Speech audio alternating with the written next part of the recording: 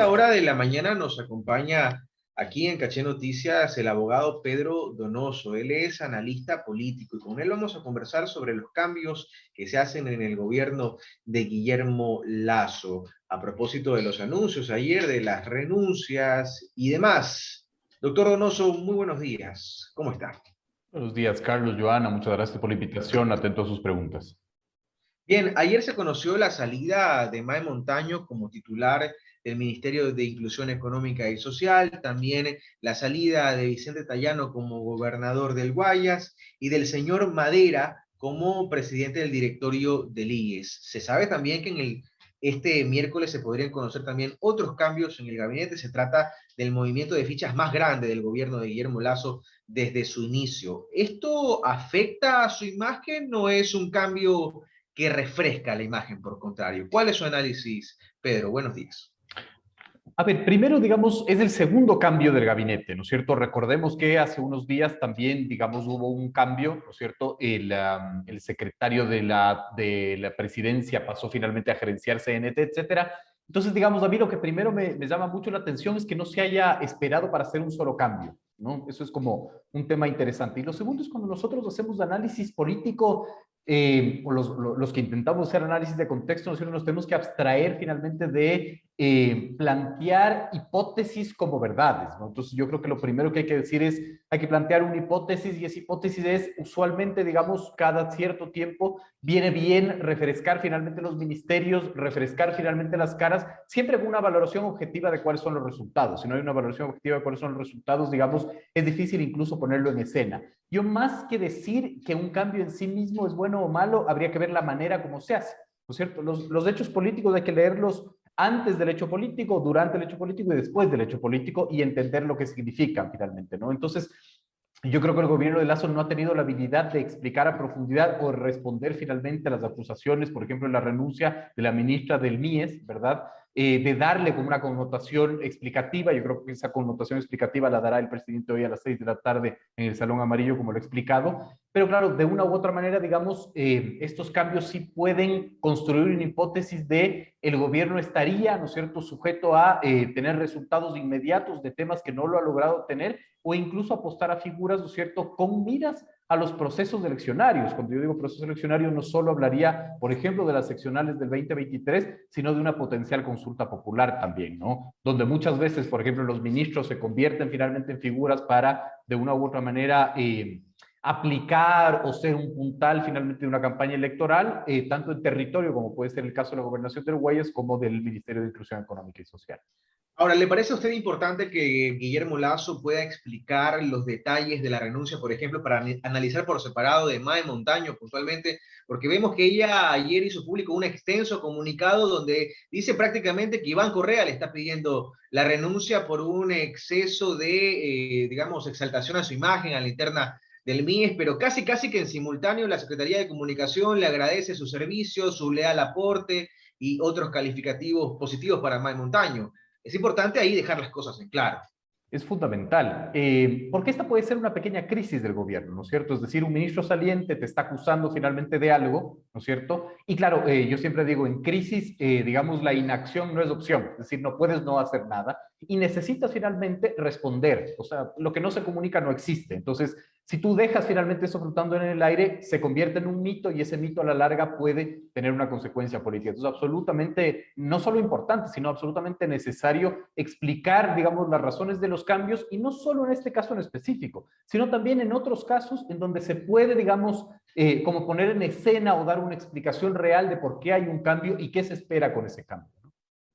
Analizábamos antes de conversar con usted, aquí con mi compañera Joana Ramos, la importancia que tiene el MIES para el gobierno de Guillermo Lasso, un gobierno pues de derecha, se reconoce, con un capital social importante hasta ahora conseguido por el éxito en el plan de vacunación, pero a la larga hay muchos que se preguntan, ¿servirá el tema de la vacunación para sostener el capital social del gobierno de Guillermo Lasso? Hay que estructurar otros planes y ahí Mae Montaño era importante porque, a ver, hay quienes dicen que ella es una, y perdón el coloquialismo, es una de las pocas personas de su gabinete que tiene calle, es decir, que conoce la cercanía con el pueblo y demás. Se pierde un elemento importante que había dicho, incluso había sincerado las cifras del MIES, había dicho esto es lo que hay que hacer con la gente.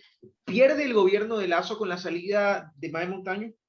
Mi primera reacción a esa pregunta es depende y depende de quién vaya, ¿no? Es decir, digamos, concuerdo, finalmente quizás Mae Montaño podría ser una de las figuras con más recorrido político, ¿no es cierto? Pero si es, digamos, reemplazada por una figura con mayor recorrido político, entonces no perdería el gobierno. Aquí quiero hacer dos acotaciones. La primera, el MIES no es el gobierno, no es el ministerio más importante para el gobierno de Lazo, sino para el gobierno nacional en general históricamente. ¿Por qué? Sí. Porque el MIES tiene una estructura de territorio brutal y es uno de los ministerios con más, digamos, inversión del presupuesto general del Estado. Entonces, siempre es el botín finalmente político más importante el MIES, porque te ayuda a llegar con obra material, con algo material, finalmente a los territorios en los que tú puedes, digamos, transformarlos en presencia política, ¿no?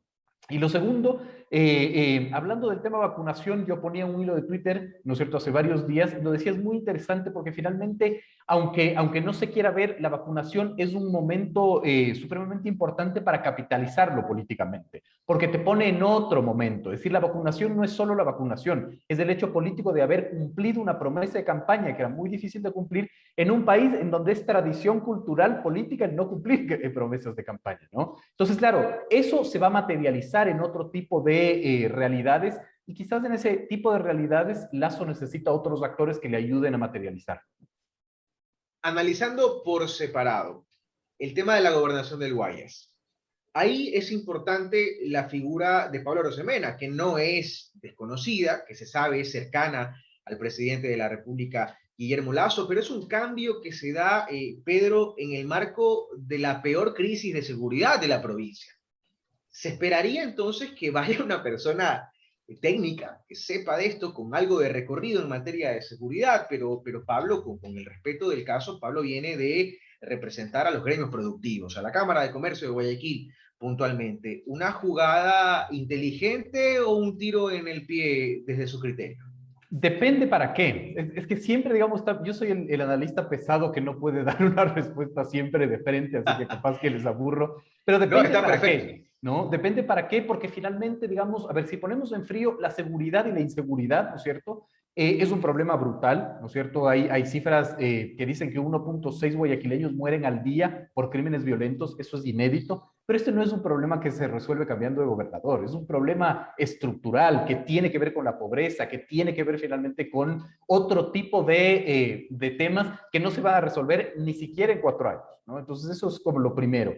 Y lo segundo, ¿no es cierto? Que claro, en Guayas no solo vive el problema de la inseguridad, también vive, ¿no es cierto?, un conflicto político latente que tiene que ver con los campesinos, con los agricultores, etcétera. Entonces, claro, la primera reacción que podríamos tener es cómo ponen a un actor sin ningún pasado político a resolver este tipo de problemas, ¿no es cierto? Entonces, siempre la respuesta es ¿para qué? Lo primero, digamos, que hay que señalar es que Pablo Rosemena, en mi criterio, y es su criterio personal por fuera del análisis, es un comunicador increíble. Entonces, es un gran comunicador y eso le puede, digamos, dar como un refrescamiento a esta crisis. Puede tener una capacidad, ¿no es cierto?, de diálogo y de creación de imaginarios para resolverlo. Y lo segundo, yo no descartaría finalmente que la apuesta por Pablo Rosemena sea con miras a un proceso eleccionario, como les decía, atravesando el proceso eleccionario potencial de la consulta popular y terminando quizás en unas eleccionales del 2023, ¿no?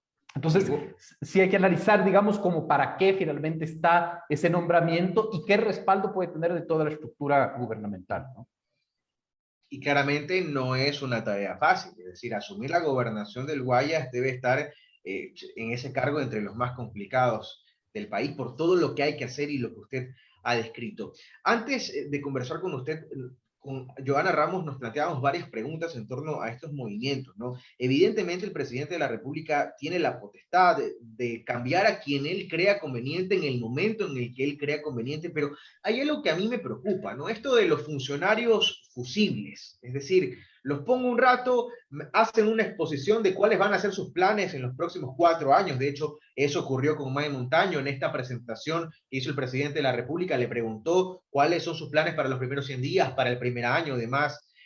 Hubo una intervención de por medio y demás, pero todo eso queda en la nada cuando se cambia de autoridad, porque seamos sinceros, la persona que venga a sentarse en el MIES va a venir con sus propios proyectos, con sus propios objetivos, no son los objetivos de la institución como tal. Mi pregunta puntual es, desde su punto de vista, con estos cambios, ¿se pierde tiempo en la consecución de objetivos? A ver, Carlos, aquí vamos a diferenciar la política de lo político. Ahí es cuando otra vez aburro yo a su pobre audiencia. La política finalmente tiene que ver con esto. Tiene que ver con la capacidad del gobierno, ¿no es cierto?, de tener que cambiar ministros cuando no les son eficientes o quizás por coyunturas específicas, ¿no es cierto? Digamos, estoy hablando en teoría, ¿no es cierto? Un caso en donde un ministro esté envuelto en un tema de corrupción, en un tema, en un escándalo, es necesario cambiarlo finalmente, o muchas veces cuando hay una equivocación es mucho mejor sacrificar al ministro que al presidente. Ese es, digamos, un comportamiento normal en cambio de la política. Esto se resolvería si el gobierno ya hubiese presentado al país un plan nacional de desarrollo, en donde, digamos, sea casi relevante quién está, digamos, presidiendo el MIES, cuando está clara cuál es su hoja de ruta en el ámbito de la inclusión económica y social, ¿no es cierto?, que tiene que ver con lo político. Pero lo que usted dice es cierto, digamos, ¿no es cierto? La política finalmente tiene que ver con los personalismos y en ese sentido, ¿no es cierto?, puede ser que el gobierno sí pierda tiempo en el cambio, pero muchas veces pierda más sin cambiar que cambiando. Y no solo pierda tiempo finalmente, sino pierda presencia política e incluso, digamos, en estos rumores, que es lo que ha sucedido, planteado incluso por la ministra saliente, que fue, digamos, un tema de acusarla de personalismo finalmente, ¿no? Yo creo que ha sido muy mal manejada esa crisis, creo que el gobierno no ha tenido la capacidad de entender la magnitud de lo que es, ¿no es cierto? Y en ese sentido hay que ver qué dirá el presidente hoy a las 6 de la tarde para ver si es que responde y desmitifica eso o lo deja pasar y convierte finalmente en un mito que crecerá cada día más, ¿no? Y ver si finalmente se confirman todos esos nombres que hoy circulan por redes sociales de los presuntos cambios que también se ejecutarían al interior del gabinete de Guillermo Lasso. Hay que estar pendientes, entonces, usted lo ha dicho ya, en el Salón Amarillo, hoy a las 6 de la tarde se van a confirmar o descartar dichos rumores en torno a los cambios que se ejecutan. 7 de la mañana con 45 minutos, 7 de la mañana con 45 minutos, estamos dialogando aquí en Caché Noticias con el doctor Pedro Donoso, analista político. Mi compañera Joana Ramos se suma a esta conversación. Joana, por favor. Gracias, Carlos. Doctor, muchísimas gracias por estar aquí en Caché Noticias. Qué gusto. Ahora quisiera hablar de la relación que tiene el gobierno con la Asamblea Nacional. En un principio, estos acuerdos de última hora que se lograron para alcanzar a los principales puestos dentro de la Asamblea, pero ahora vemos, y el gobierno es consciente de eso, que no tiene los votos suficientes para enviar sus proyectos de ley, lo que ha ofrecido en campaña. Hablo de la reforma tributaria, de las reformas laborales. ¿Qué hacer? Porque el gobierno ha dicho que si no me apoyan, vamos a consulta popular. La Asamblea dice, a mí no me va a amenazar ni a chantajear con ese tema. ¿Cómo lograr un acuerdo? Es súper interesante, digamos, unir los dos temas, Joana, gracias por la pregunta, porque finalmente también nos podemos preguntar, ¿los cambios del gabinete tendrán que ver con la relación con la Asamblea? Recordemos que el ministro de Obras Públicas y Transporte es una cuota finalmente de la bancada del BAN, ¿no es cierto? Es decir, él fue elegido asambleísta y él está ahí como una alianza finalmente que aún se sostiene. La salida, por ejemplo, de ese ministro, digamos, hipotéticamente hablando, ¿afectaría la relación con la Asamblea? Entonces, hay relación en ese sentido. Contestando a su pregunta, ¿no es cierto?, puede pasar desde esta lógica de darle finalmente un cargo, como se dio con el ministro de Transporte y Obras Públicas, finalmente a una bancada de la Asamblea, o estableciendo con claridad cuáles son los preceptos, ¿no es cierto?, y el Plan Nacional de Desarrollo, ¿no es cierto?, y generando ese diálogo. Es decir, hay tres maneras que podemos nosotros decir como escenario para un acercamiento ejecutivo legislativo, ¿no es cierto? La primera es planteando, digamos, en blanco y negro cuáles son las propuestas dentro del Plan Nacional de Desarrollo. Lo segundo es creando finalmente unas mesas de diálogo con distintos sectores, ¿no es cierto? Y lo tercero es, que no, quizás no es lo más conveniente, jugar al juego, digamos, del chantaje con el tema consulta popular o con el tema, digamos, muerte cruzada. Hay que analizar bien cuál es la relación ahorita finalmente con la Asamblea, ¿no es cierto? Y es muy interesante, yo planteaba, digamos, esto igual en una discusión de Twitter, es muy interesante cómo el gobierno de Lasso, consciente o inconscientemente, ha logrado enviar el problema político a la Asamblea. Si ustedes ven, por ejemplo, la Asamblea ahorita tiene unos conflictos internos, es un fratricidio interno finalmente, ¿no? Es decir,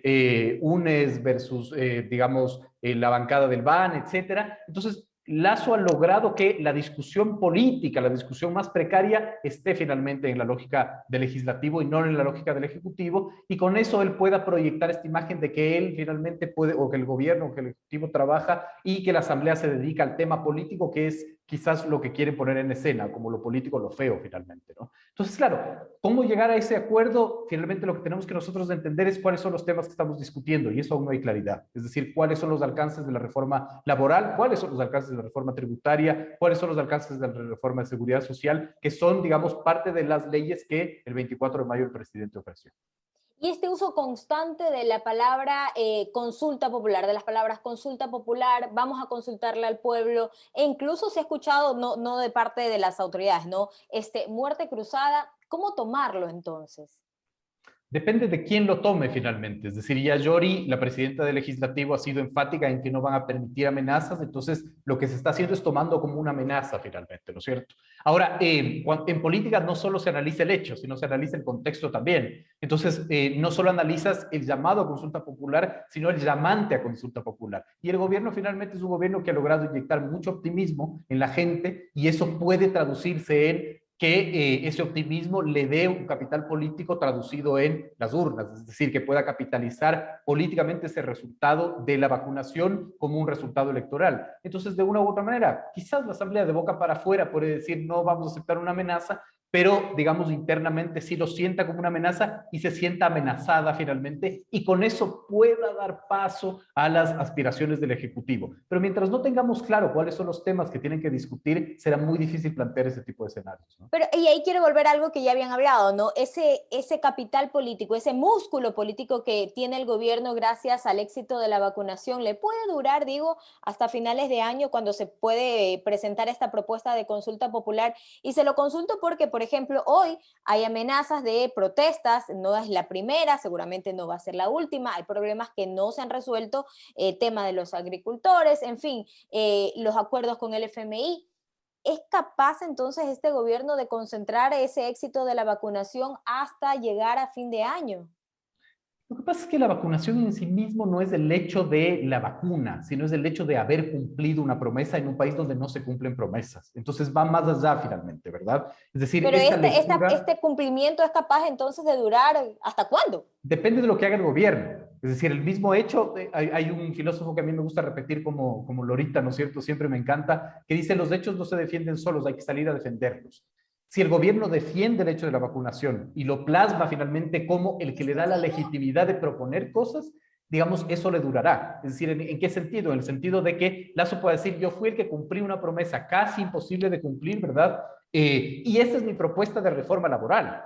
Entonces, la gente pueda aceptar esa propuesta de reforma laboral que en otro contexto no lo hubiera aceptado, ¿no? Entonces, es interesante ver cómo el gobierno va a salir a defender el hecho de la vacunación como hecho simbólico político, ¿verdad? Y sí mantenerlo vivo lo más que pueda mientras debate y discute en la Asamblea. Pero esto es una disputa de legitimidad finalmente, ¿no? Por eso está interesante los hechos que aparecen en la Asamblea y que ahora digamos que no creo que es un tema inocente, se vea tanto, ¿no es cierto? Los hechos de corrupción, etcétera, porque esto es una carrera contra el tiempo, es decir, cuando lleguemos a un punto de inflexión, ¿no es cierto? Cuando el optimismo se dé contra la realidad, ¿verdad? ¿Quién va a llegar con más capital político? Esa es la gran discusión finalmente, ¿no? Y ahí le da legitimidad al Ejecutivo de poder proponer flexibilización laboral, qué sé yo, cambios, digamos, de estructura tributaria, reformas de la seguridad social, que en otros contextos hubiera sido mucho más complejo presentar. ¿En qué podría ceder el gobierno de lo que pide la Asamblea? Por ejemplo, ya el presidente lo ha dicho en diferentes ocasiones y se lo ha dicho a los grupos sociales, no se va a eliminar el sistema de bandas de los combustibles, eso no se va a eliminar. Se ha dicho, bueno, tampoco que se va a aumentar el IVA, esto para un poquito calmar los rumores de este acuerdo con el FMI de que implicaría un incremento al IVA, pero ¿en qué puede el gobierno ceder? Es interesante porque estamos hablando de ceder y de acciones sin entender finalmente primero cuáles son las demandas de la Asamblea, ¿no es cierto? Yo no sé, la verdad, es decir, no tengo muy claro. Y lo segundo, no sabemos cuáles son las propuestas del Ejecutivo. Entonces, y ese quizás es uno de los errores que genera más tensión. Pero Que entonces por estemos eso no hablando, avanzamos. exacto, que estemos hablando de actitudes sin hablar sobre temáticas, ¿no? Entonces es mucho más fácil trazar la cancha temática y decir, esta es la cancha en donde nosotros vamos a discutir para que no hayan mitos absurdos, ¿no? Es decir, si el gobierno, pongo un ejemplo, si al gobierno no se le ha ocurrido subir el IVA, ¿verdad? ¿Por qué estamos discutiendo eso? Entonces, creo que en ese sentido el manejo político de la discusión conceptual no ha sido bien llevada y bien manejada. Porque claro, yo no sé ni lo que propone el gobierno y tampoco sé lo que espera la Asamblea, porque la Asamblea finalmente está tan fragmentada y tiene tantas visiones distintas que no sabemos en qué se va a poner de acuerdo para rechazar incluso al mismo gobierno, ¿no? Entonces, claro, estamos discutiendo sobre actitudes y escenarios sin tener, digamos, como la materia prima de aquella discusión. Creo que ese es el primer punto. Es decir, si usted me pregunta cómo resolvería esta tensión el gobierno, cómo debería ser, me atrevo a dar un consejo que sea acabar con los mitos y, digamos, tener claridad en lo que propone las distintas materias. Comunicar, entonces. Poner en escena, que es distinto, que tiene que ver con comunicar, sí, también, por supuesto, pero no solo es comunicar, sino plantear, digamos, el tema, decir cuáles son los detalles y salir a defender y generar acciones que ayuden a desmitificar lo que se está discutiendo. Mucho tiene que ver con comunicación también, pero también tiene que ver con decisión política, ¿no? Y decisión técnica. ¿Cómo vienen entonces los últimos meses de este año al gobierno? También mucho depende finalmente de cómo el gobierno administra esto, ¿no es cierto? Es decir, aquí hay un tema supremamente importante, ¿no es cierto? Desde abril a agosto, de acuerdo a cifras de Sedatos, el pesimismo presente se cayó en 53 puntos y el optimismo presente subió en 54 puntos. ¿Por qué es esto importante? Porque estamos enfrentándonos a un Ecuador de la percepción y un Ecuador de la realidad. Es decir, mientras la gente es altamente optimista, ¿no es cierto? Vemos el Ecuador de la realidad y vemos cifras alarmantes, ¿no es cierto? Entre enero y mayo han salido del Ecuador más de 70,000 ecuatorianos que no han regresado, las muertes violentas suben 41%, ¿no es cierto? 8 de cada 10 hogares en el Ecuador con niños por la pandemia han reducido sus gastos, es decir, hay un Ecuador de la percepción y hay un Ecuador de la realidad que son distintos, ¿no es cierto? Esto hasta dónde, digamos, se va a generar hasta que esos dos Ecuadores no se encuentren. El momento en que se encuentren, ¿no es cierto? Ahí podría haber una tensión social mucho más